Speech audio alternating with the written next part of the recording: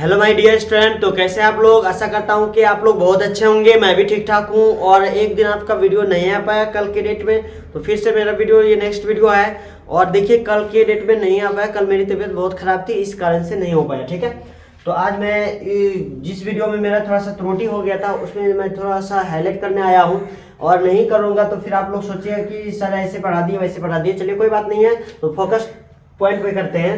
जैसे कि मेरा पिछला वीडियो में सिद्ध किया हुआ है, ठीक है, परिमेय संख्या अपरिमेय संख्या में, जैसे कि सिद्ध करने की √5 अपरिमेय संख्या। तो जैसे कि उसमें मानना चाहिए कि √5 एक परिमेय संख्या होता, वहां पे लिखा चल गया मिस्टेक से, माना कि ऐसे लिखा चल गया, माना कि देखिए बोला गया सही से, ठीक है, लेकिन लिखा चल गया माना कि √5 एक परिमेय संख्या होना चाहिए ना, यहाँ आप भी जानते हैं, लेकिन यहाँ पे अपरिमेय लिखा चल गया। इसमें ऐसा गलती क्यों हुआ उसका भी रीजन है, क्योंकि तभी 1 बज रही थी रात में, ठीक है, तभी मैंने वीडियो रिकॉर्ड करा था। और जब रात में कोई भी काम कीजिएगा तो माइंड तो थोड़ा अपसेट रहेगा ही। अपसेट रहने का मतलब कि माइंड थोड़ा सा उसको चाहिए रिलैक्स। और नींद के समय में आप कुछ भी बोलिएगा तो कुछ तो निकल ही जाता है, इसीलिए नो इश्यू रखिएगा उनसे। मैं इस वीडियो में आपको क्लियर कर दे रहा हूँ। और यहाँ पे ध्यान दीजिएगा कि टॉपिक आपका जो थंबनेल में देखा कि सिद्ध करें कि निम्न में सभी अपरिमेय संख्या है, बिल्कुल सही बात है। देख लीजिए, निम्न में सभी अपरिमेय संख्या, ये भी और ये भी है ना, यहाँ तक, और ये भी।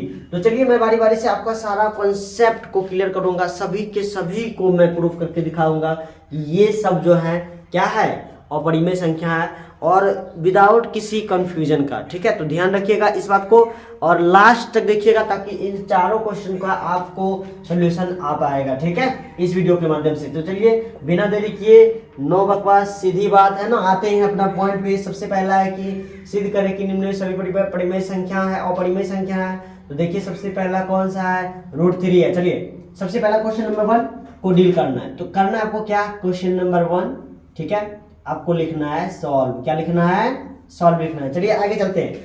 अब देखिए जैसे सॉल्व लिख दिया तो यहाँ पे सबसे पहले जो अपरिमेय जो कह रहा है ना उसका उल्टा मानना। फिर से मैं इस वीडियो में भी कह रहा हूँ, और उसका उल्टा करना कि जैसे कि आप देख लीजिए यहाँ पे लिखेंगे क्या आप, माना कि √3 है एक परिमेय संख्या। क्या है, परिमेय संख्या है। अब देखिए इतना जैसे मान लिया आप, तो आपको देखिए क्या हो जाता है। जैसे हम मान लिए तो √3 क्या हो जाता है जी, √3 आपका हो जाएगा, जैसे आप मान लिए तो आपका √3 क्या हो जाएगा। देखिए √3 बराबर हम लिख सकते हैं P/Q। क्यों, क्योंकि परिमेय मान चुके। परिमेय संख्या आप जानते हैं कि P/Q के रूप में लिखे आते हैं, जहां Q बराबर नहीं होता है 0, याद होगा आपको। तो चलिए इसी से अब देखिए दोनों तरफ वर्ग करने पर क्या लिखेंगे, दोनों तरफ वर्ग करने पर ध्यान दीजिएगा।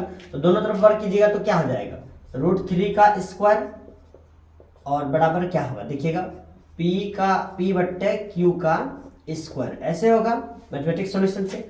अब देखिए रूट स्क्वायर को हटा देता है, स्क्वायर से रूट हट जाता है, या आप 2 बार गुना करके भी लिख सकते हैं। अच्छे मैथमेटिशियन है तो ऐसे देहाती बिल्कुल शुद्ध, यहाँ पे शुद्ध रूप से आपको सिखाया जाएगा, कोई दिक्कत नहीं होगी। अब देखिए यहाँ पे क्या बच गया, 3 बच गया। अब देखिए यहाँ पे कितना बच गया, P का स्क्वायर Q का स्क्वायर। बताइए क्यों होगा, क्योंकि दोनों पे स्क्वायर है तो दोनों का हो जाएगा।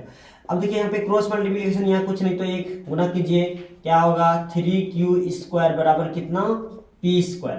अब देखिए 3 को उधर भेजिए, इसको समीकरण 1 मान लीजिए, इसका यूज आएगा, ठीक है।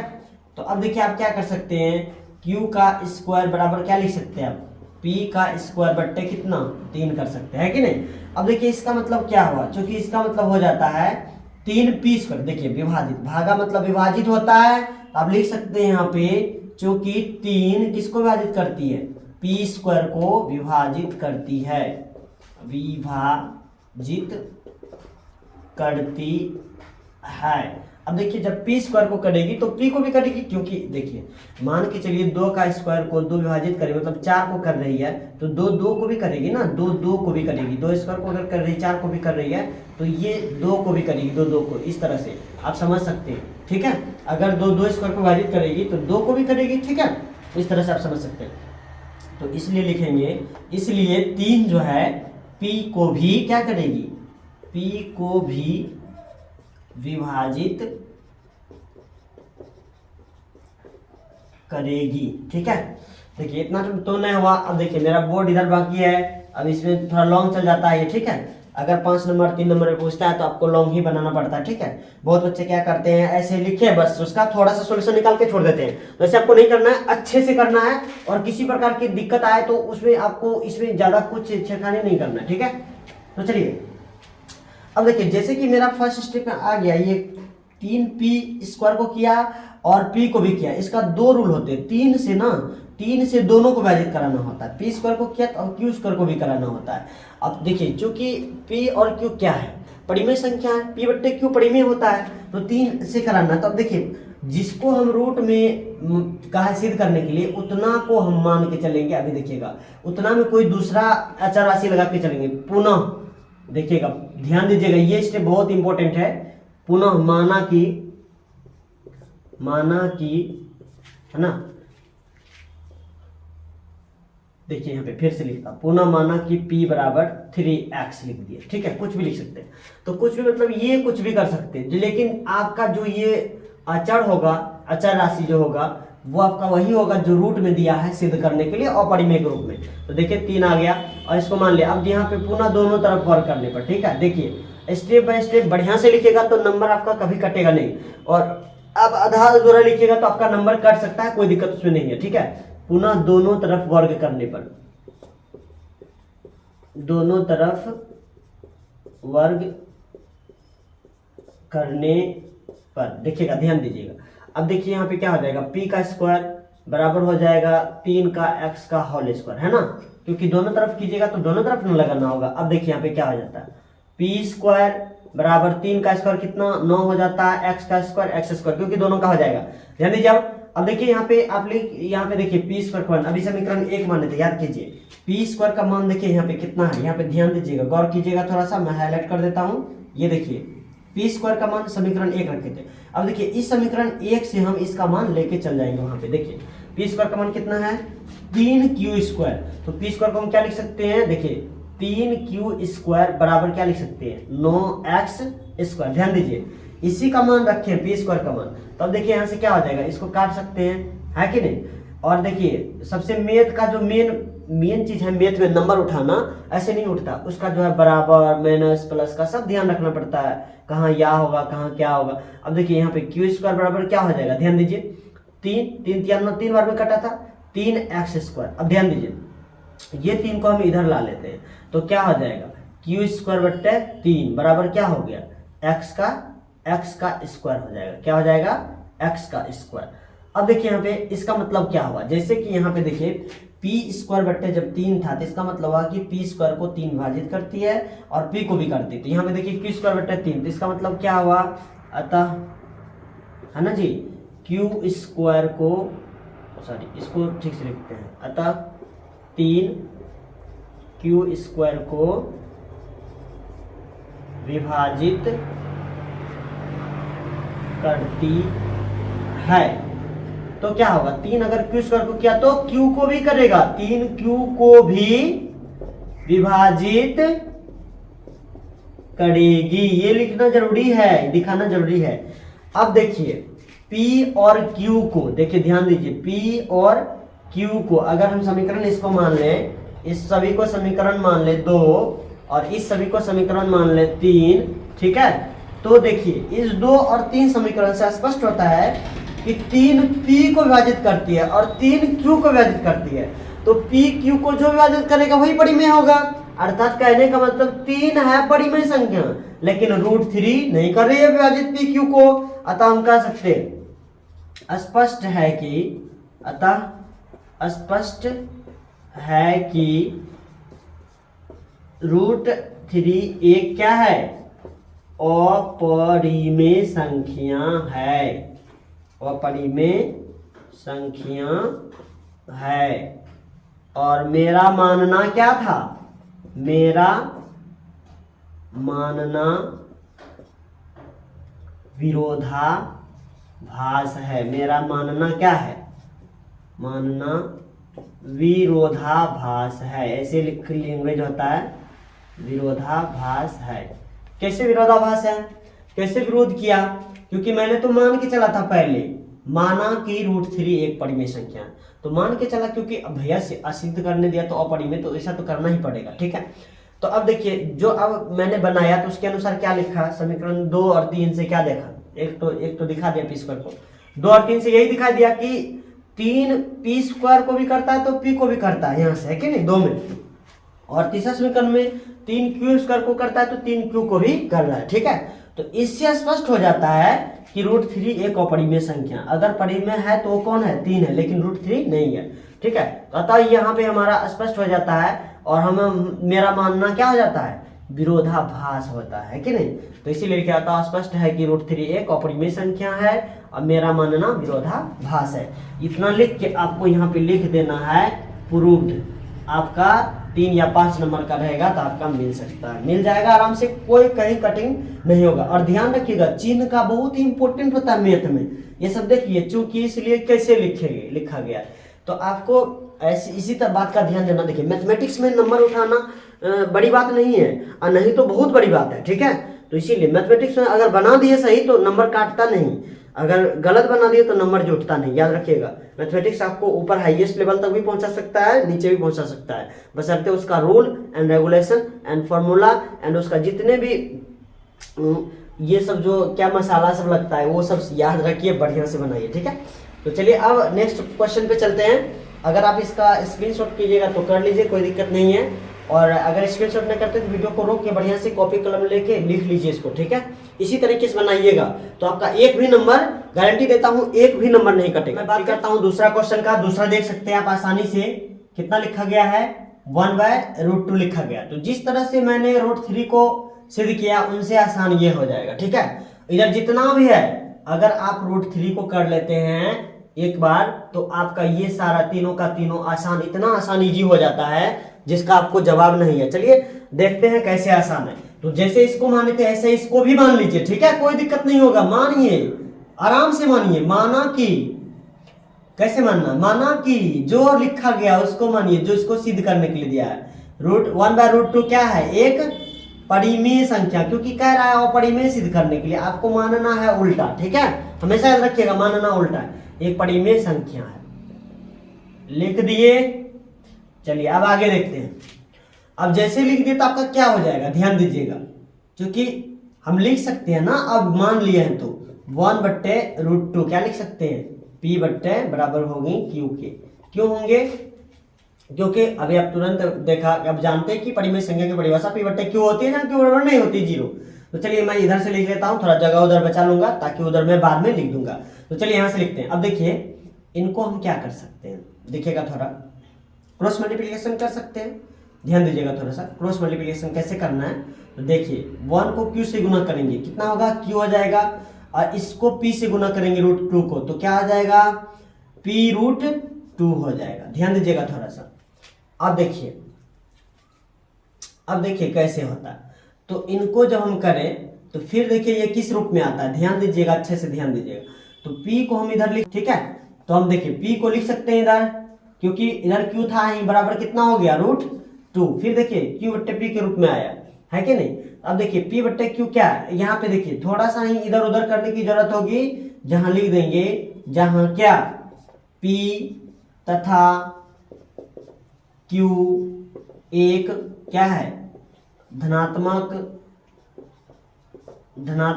पूर्णांक है, लेकिन √2 एक अपरिमेय संख्या है। √2 देखिए P तथा Q एक धनात्मक पूर्णांक है, कैसे, क्योंकि √3 को जब मैंने अभी सिद्ध किया था तो क्या सिद्ध किया था, P बट्टे Q बराबर नहीं होता है √3, है कि नहीं। तो इसी तरह से तो √2 भी है, जब हम एक को सॉल्व कर लेते हैं तो कोई दिक्कत नहीं होता। तो इसका मैं अगर 2 नंबर का पूछेगा, ये सब 2 नंबर के लिए पूछ सकता है, 2 नंबर 1 नंबर है ना, 2 नंबर में पूछेगा, 1 नंबर तो नहीं। तो चलिए इसको इसी तरह से लिखना है, तब बोलेंगे अतः हमारा मानना विरोधाभास है और 1/√2 एक अपरिमेय संख्या है। क्या है? अपरिमेय संख्या है। देखिए अब देखिए √2 को सिद्ध किए। अब देखिए आप 9th क्लास में पढ़े होंगे, ध्यान दीजिएगा सभी 10th क्लास के स्टूडेंट जितने भी हैं सब ध्यान दीजिएगा। तो देखिए 1/√2 परिमेय और अपरिमेय का भागफल हमेशा क्या होता है?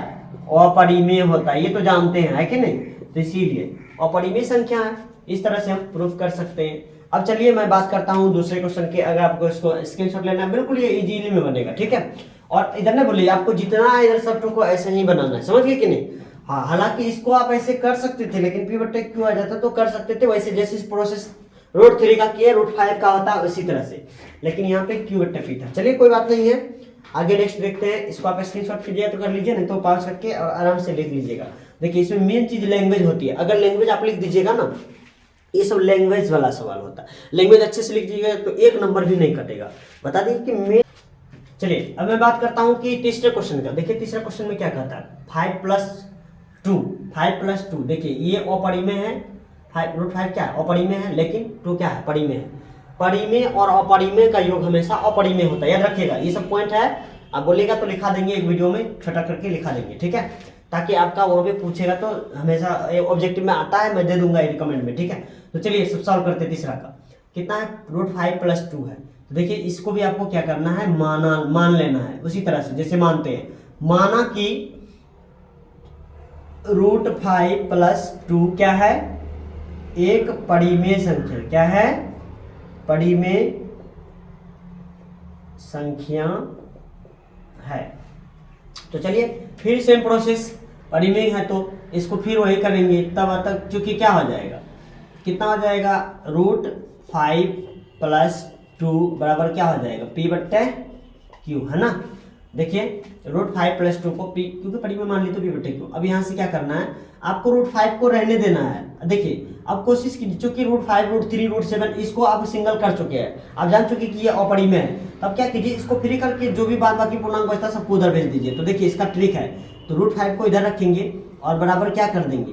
उधर P/Q था और 2 को इधर में कर देंगे माइनस में, ठीक है। अब यहाँ पे ज्यादा एक स्टेप आपको क्या करना है? भिन्न का घटा कर देना है। देखिएगा इधर दाएं साइड में देखिए P-, यहाँ कुछ नहीं तो क्या 1 है, इसका अगर करते हैं एलसीएम हो जाता है, यहाँ पर जाता है P- देखिए 2, देखिए Q को 1 से भगा देंगे तो Q गुना 2 कितना होता है? 2Q हो जाता है। तो इस तरह से देखिए अब आप कह सकते हैं, यहाँ पे देखिए अब आप कह सकते हैं चूंकि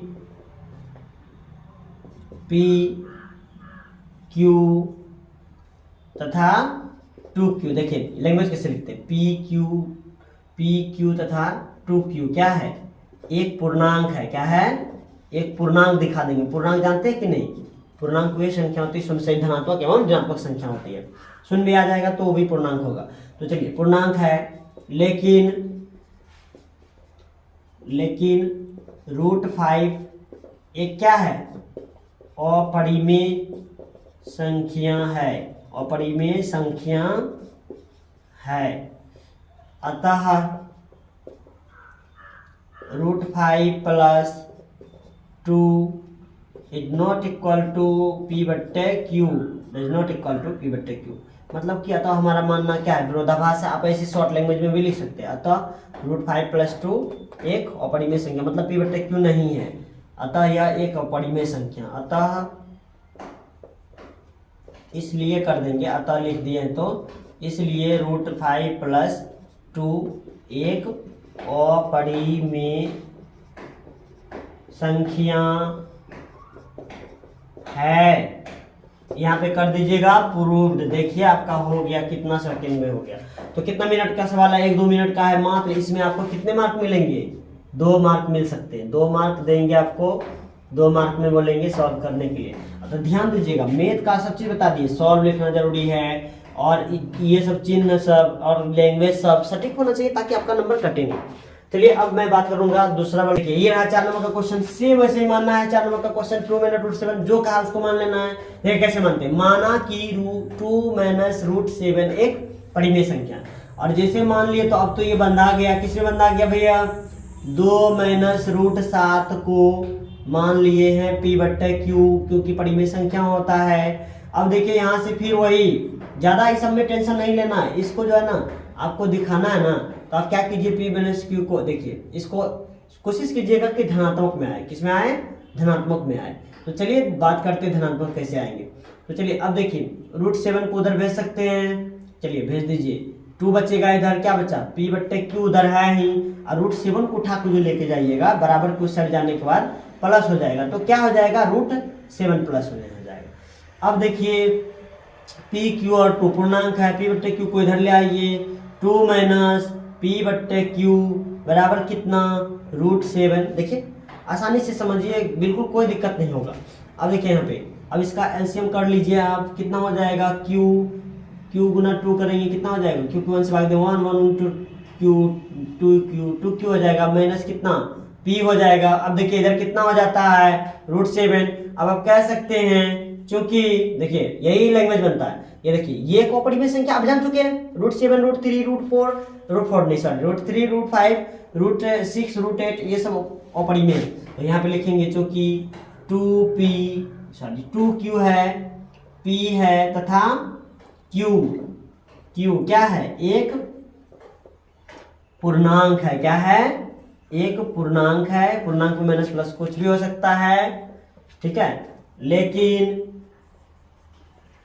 √7 क्या है? लेकिन √7 एक अपरिमेय संख्या है, अपरिमेय संख्या है, ठीक है। और यहीं पे अब कह देंगे कि अतः क्या जो दिया था √7, 2 माइनस √7 एक अपरिमेय संख्या है। क्या है? अपरिमेय संख्या है। देखिए एनसीईआरटी पैटर्न के आधार पे मैं आपको बताया। तो देखिए क्या हो गया, यही हो गया आपका प्रूव्ड। क्या हो गया? प्रूव्ड, सिद्ध हो गया। अगर आप ऐसे बना देते हैं तो आपको आराम से आसानी से 2 नंबर मिल जाते हैं सही टिक मार के। तो चलिए, अगर आपको समझ में, आशा करता हूँ कि समझ में आ गया चारों तो क्वेश्चन, मैंने चारों का चारों डील कर दिया। और अगर समझ में ना आया तो एक बार फिर से रिव्यू करके देखिए, रिप्लाई करके देखिए, जरूर है कि समझ में आएंगे। और कुछ नहीं है इसमें, थोड़ा सा एक रूट का टेंशन था, उसको मैंने सिद्ध करके दिखाया। इसी तरह से सबको मैंने सिद्ध किया। देखिए सबसे कॉम्प्लेक्स होता है कि रूट में कोई सिंगल दे देता है, जैसे ये देखिए √2 हो गया, √5 हो गया, √7 हो गया, √6 हो गया, √8 हो गया। इसी को 2√2 भी लिखते हैं, ध्यान दीजिएगा, इसी को 2√2 भी लिखते हैं, ठीक है। उसके बाद देखिए √13 हो गया, √12 हो गया, है ना। इसको 4 कितना लिखते हैं? 2√3 लिखते हैं इसको, ठीक है। इसको 2√3 लिखते हैं, 12 को √12। तो चलिए इस तरह से ये सबको अगर सिद्ध करने के लिए देता है, अगर सिंगल वाला, ये सब तो फिर भी चलिए आ गया, सिंगल वाला देता है तो उसमें लॉन्ग प्रोसेस जाना है, ठीक है, आपको जो मैंने पहले बता दिया। और ये सब दे दे 2√2 वाला, अगर दे दे माइनस प्लस वाला दे दे, ये सब माइनस प्लस वाला दे दे, तो आपको सिंपल अपने तरीके से बनाना है, पूर्णांक में बदल करके, भेन का जोड़ घटा करके, और कोशिश करना है कि जो सिंगल वाला रूट बनेगा उसको बराबर लाएंगे। और ये कभी बराबर हो ही नहीं सकता है, तो इसीलिए बता देंगे दोनों आपस में बराबर नहीं है, अतः यह एक क्या होगा? यह एक अपरिमेय संख्या होगा। हो गया, कहानी खत्म। और इस तरह से बना दीजिएगा, आपका एक भी नंबर नहीं कटेगा। तो चलिए, आशा करता हूँ कि आप लोगों को अच्छे समझ में आ गया होगा और आना चाहिए। और अगर आपको अच्छे समझ में आ गया, वीडियो को लाइक कर दीजिए, अच्छा वीडियो लगे तो, क्योंकि आपके लिए ये वीडियो बनाने में कितनी मेहनत लगती है वो हम लोगों को पता है कि इतना मेहनत करने के बाद ये वीडियो आप लोगों के पास पहुंचती है, ठीक है। तो चलिए लाइक कर दीजिएगा, और चैनल पे नए आए हैं तो प्लीज़ सब्सक्राइब भी कर लीजिएगा, ताकि इस तरह के सभी कॉन्सेप्ट क्लियर करते हुए निकलेंगे आपके सभी टॉपिक का, है ना। जय हिंद, वंदे मातरम।